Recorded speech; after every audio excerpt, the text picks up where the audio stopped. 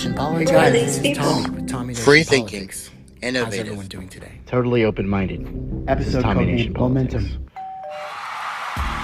And it's November 16th, 2022. The end of the 2022 U.S. elections has come to pass. And as I've observed for the past 50 years, we starve, look at one another short of breath, walking proudly in our winter coats, wearing smells from laboratories like Pfizer, facing a dying nation of moving paper fantasies, listening for the new told lies with supreme visions of lonely tunes. Something that's not a supreme vision of lonely tune would be the results of the United States midterm election. As bombastically as it began, it is now ended officially. Well, 34 of the 35 seats up for election called in the Senate. The Democrats, 48. The GOP, Grand Old Party, 49. Wonderful seats. That means they have a majority in the Senate. However, they could get one Republicans to cross over for their neoliberal policies, Democrats, and old Kamala breaks the tie. She's got a back like a ramrod. She's very well qualified. She's very informed. In the House, we've got 209 Democratic seats. Grand Old Party, 217. That means Nancy Pelosi is no longer Speaker of the House. Has she been reached for comment yet? No, she's still at the bar. But she said she wasn't going to lose the House. She did everything she could. Did a whole insurrection, Russiagate thing for, years and years. Tried to, turn the Republican Party on itself with the insurrection. January 6th, the reports, almost every month. They were riveting, guys. The last time there was the, of course, January 6th hearing, we had this wonderful lady who knew a Secret Service agent who was involved with President Trump. And she really told the state of his mind and the state of his temperament, even though she wasn't there. It was a very interesting story, guys, about how he, through the limo, the beast, the presidential limo, climbed upon Secret Service agents to turn the steering wheel around because he wanted to go to the insurrection so bad. Oh, going to the insurrection. Trumpity Trump. Now, of course, we know that these little political circus games, guys, the Democrats, Republicans pull or just to maintain or achieve power, whereas they don't give a shit about us at all. Now, I have to say that even though the propaganda was hyping this midterm elections, the results were somewhat overrated, guys. Somewhat overrated. Was there a red wave? Well, there was a little red splash. I mean, they took the House of Representatives from Nancy Pelosi. I kind of enjoy that. Having heard it, she had to give up her gavel just like the guy that assaulted her husband had to give up his hammer. It's fair. Fair is fair, guys. She held hostage the country during the COVID pandemic, and he held hostage her husband. And here we are, guys, no less worse for wear. 5 days after the election, we have in the Associated Press, guys, Joe Biden's making excuses already, guys. The Associated Press. This was today. President Joe Biden said Monday the Democrats still lack the power to codify abortion rights.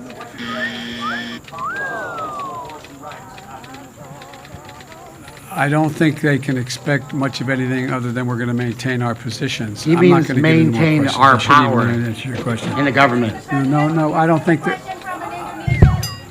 I don't think there's enough votes to codify unless something happens unusual in the House. I think we're going to get very close in the House, but I think it's going to be very close, but I don't think we're going to make it. Into law, despite the party's stronger than expected performance in the midterm. So there you go, guys. We got a red splash. Joe Biden ended up not even paying a political price for his walk back on Black Lives Matter policies, for his abandonment of his Build Back Better agenda, for his complete nothingness pardons as far as legalization of marijuana, for his non-expansion of Obamacare, and for the the non-raising of the minimum wage. Senate parliamentarian. This man has not paid a political price for the last 2 years, guys. He's still not worse for wear. He's captained and owned by the executives and billionaires like Warren Buffett, Bill Gates, and Jeff Bezos from the Washington Post, powering his steamboat to another 2 years of mediocre policies that will end up benefiting the 1% that own more wealth than the bottom 90% combined. All in all, guys, the thing that really fucking tickles my pickle, though, Joe Biden. I mean, this guy, he's so, what's the word? He's so inspiring. Right after the election, he talks about how there's not enough votes to codify Roe v. Wade. After he said Roe v. Wade is on the ballot. Democracy's on the ballot. Fat. Look fat. You want to do some push-ups? Well, guys, Democratic crime bill. as not as predictable as Joe Biden is, backing off on his campaign promises and policies, it's also entertaining and interesting watching Donald Trump. They're bringing drugs. They're bringing crime. They're rapists. He was well poised on the moment of the red wave. He was going to take that momentum and he was going to pour that as fuel into his election 2024 campaign. But as you can see, the red wave wasn't a red splash. And here's old Donnie, days after he's suffered massive defeats with all of the candidates that he personally endorsed and opened his war chest for. Donald is running for president. He made his official campaign announcement the day of his losing battles. Is this a sign?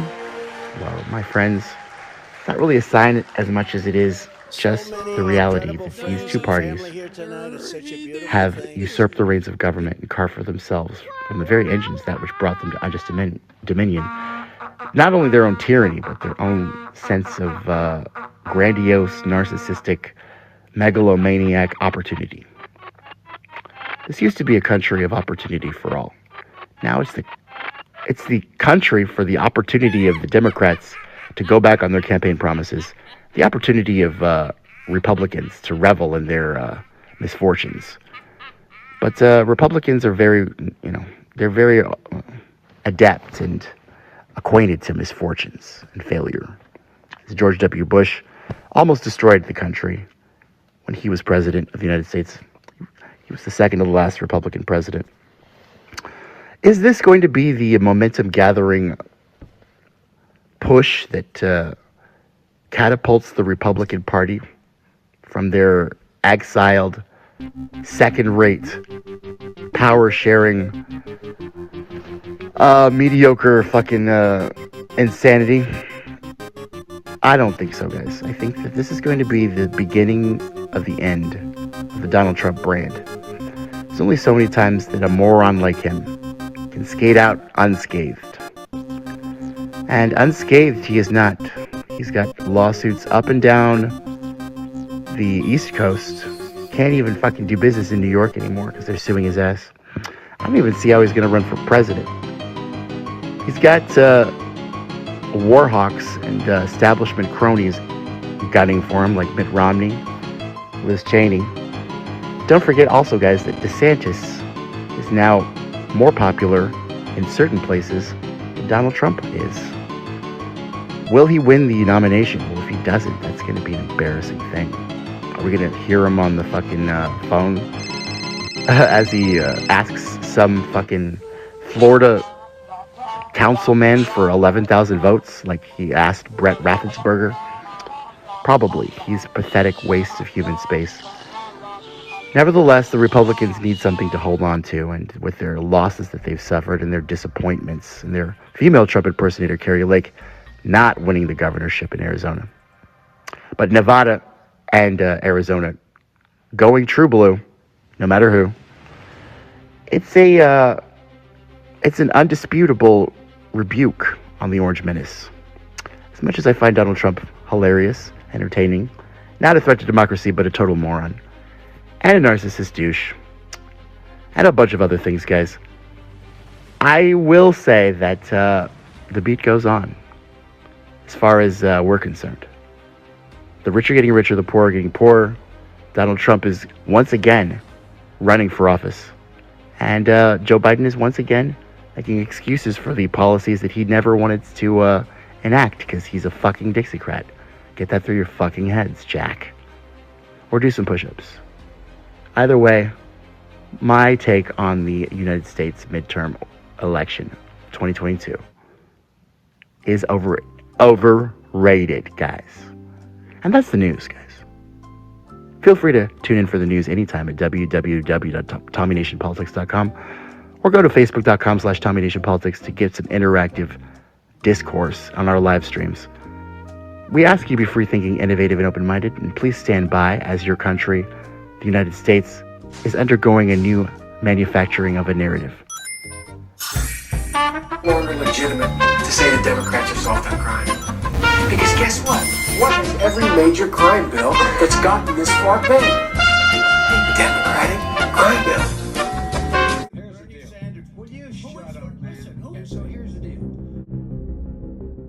Hey guys, this is Tommy with Tommy Nation Politics. How's everyone doing today? Shall it be a 1984 twist of events? Only time will tell. And the fascists who tell it. Tommy Nation Politics.